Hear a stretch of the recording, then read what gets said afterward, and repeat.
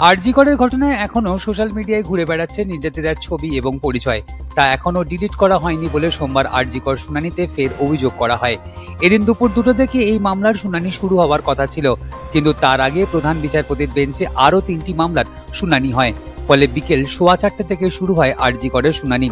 শুনানির শুরুতেই পরিবারের আইনজীবী বৃন্দা গ্রোভারের অভিযোগ, এখনো সোশ্যাল মিডিয়ায় নির্যাতিতার ছবি ঘুরে বেড়াচ্ছে। এই অভিযোগের ভিত্তিতেই প্রধান বিচারপতির বেঞ্চ পাল্টা জানায়, এ ব্যাপারে নির্দেশ ইতিমধ্যেই দেওয়া হয়েছে। আদালতকে সলিসিটর জেনারেল তুষার মেহতা জানিয়েছেন, এটা রাজ্যের দেখা উচিত। যদিও এদিনের শুনানি শুরুতেই মঙ্গলবার কিংবা বৃহস্পতিবার পর্যন্ত পিছিয়ে দিতে অনুরোধ করেছিলেন সলিসিটর জেনারেল তুষার মেহতা। এই সওয়াল জবাবের মধ্যেই নির্যাতিতার পরিবারের আইনজীবী বৃন্দা গ্রোভারের দাবি, আরজি করের ঘটনা নিয়ে ইতিমধ্যেই স্বল্প দৈর্ঘ্যের ছবি তৈরি করা হয়েছে, যা মুক্তিও পেতে চলেছে। বৃন্দার আরজি, এই ছবি অবিলম্বে বন্ধ করা উচিত।